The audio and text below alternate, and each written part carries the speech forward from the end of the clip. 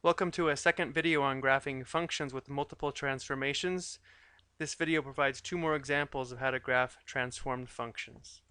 On this first function, we have f of x equals 2 times the quantity x plus 4 squared minus 3. The first thing we should recognize is that the parent function would be y equals x squared. The graph is already provided here because the idea behind graphing transformations is that you know how to graph the parent functions. I've already provided a t-table with several values that we can use in order to transform this function into the given function. Next, by looking at our function, we should be able to determine that a is equal to 2, and this tells us that this function will be vertically stretched by a factor of 2 in relation to y equals x squared. Next, c would be positive 4, which means the graph will be shifted left 4 units.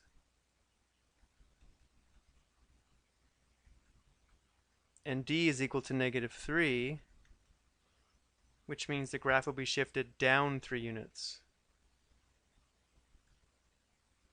So it's very difficult to graph all of these transformations at one time.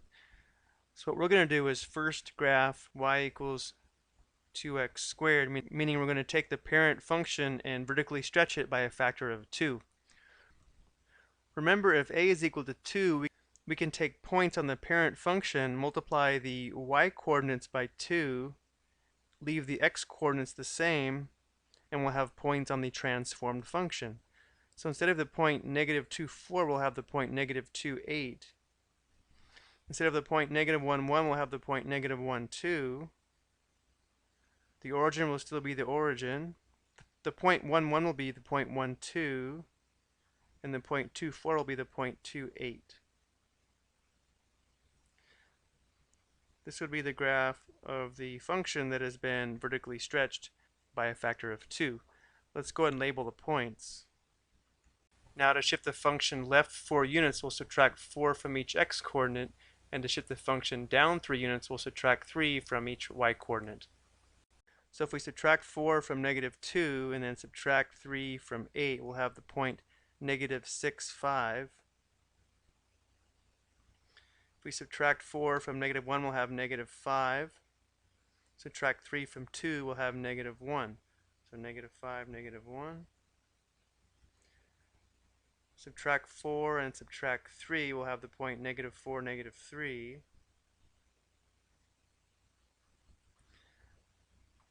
Subtract 4 from 1, that'd be negative 3. Subtract 3 from 2, that'd be negative 1. Negative 3, negative 1. And then lastly, subtract 4 from 2, that'd be negative 2. Subtract 3 from 8, that'd be 5. Negative 2, 5. This would be the graph of the given function that has been vertically stretched by a factor of 2, shifted left 4 units, and shifted down 3 units from the parent function here in black. Let's go ahead and try another one. Now in this last example, it might be more difficult to recognize the parent function, but we could rewrite this as 2 times 1 over x minus 3 plus 1. So our parent function is going to be y equals 1 over x. So if x is equal to 1, y would be 1.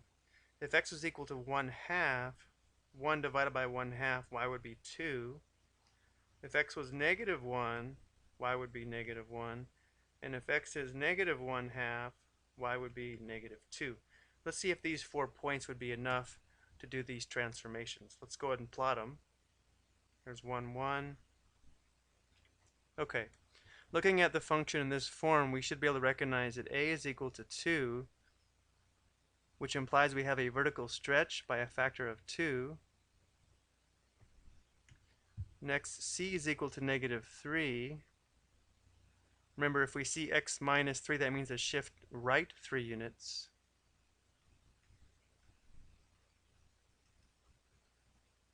And d is equal to positive 1, which means we have a shift up 1 unit. Okay, let's first see if we can do the vertical stretch by a factor of 2 on this graph. So we want to graph y equals 2 times 1 over x. Remember, if a is equal to 2, we can multiply these y coordinates by 2, keep the x coordinates the same, and we'll have points on the transformed graph. So instead of the point 1, 1, we'll have 1, 2, be here. Instead of 1 half 2, we'll have 1 half 4. Instead of negative 1, we'll have the point negative 1, negative 2.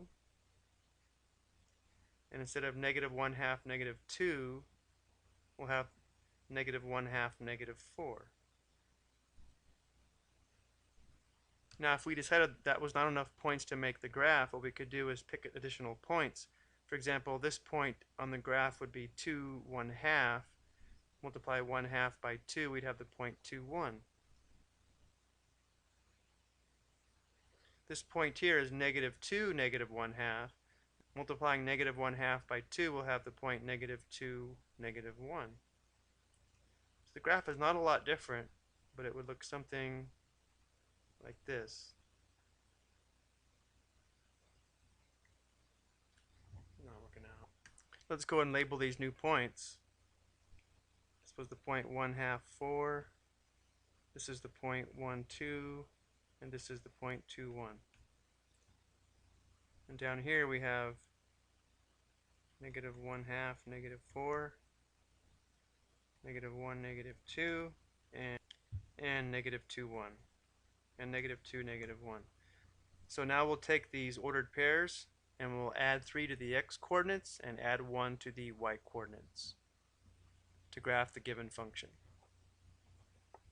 So if we add 3 to 1 half, we'll have 3 and a half. Add 1 to 4, we'll have 5. 3 and a half, comma 5. Here. 0.12, so we'll add 3, that'll be 4. Add 1, we'll have 3, 0.43. Add 3, we have 5. Add 1, we have 2, 0.52. So this piece of the graph looks something like this. Now we'll go ahead and shift these 3 points. If we add 3, have positive 1. Add 1, have 0. 1, 0. Next, add 3, that'd be positive 2. Add 1, we'd have negative 1. 2, negative 1. And lastly, add 3, that'd be 2 and a half. Add 1, that'd be negative 3. 2 and a half, negative 3. Would be here. Graph would look something like this. Okay, that'll do it for the examples. I hope you found them helpful, and good luck with your transformations.